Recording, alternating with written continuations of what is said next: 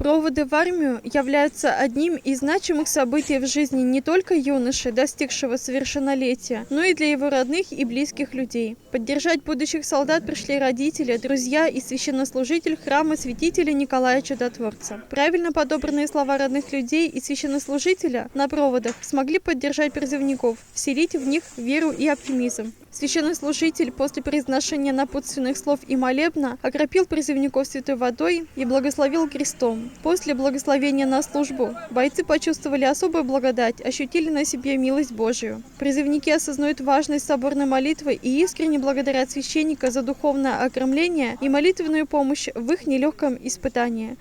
Видео предоставлено газетой «Канаш».